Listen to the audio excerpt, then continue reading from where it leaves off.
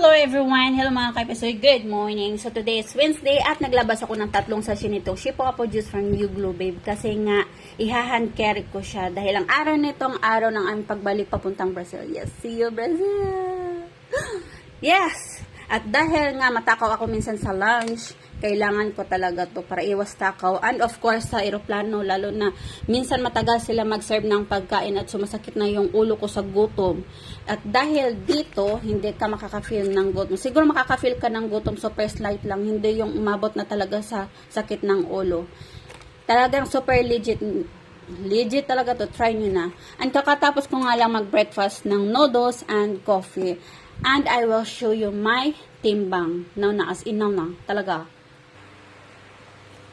So, ayan, legit yan. 53.60 ang aking timbang. Dahil, ito nga, dahil dito nga. Super talagang ang laki ng naitulong nito ng aking pag-lose ng timbang. Yeah.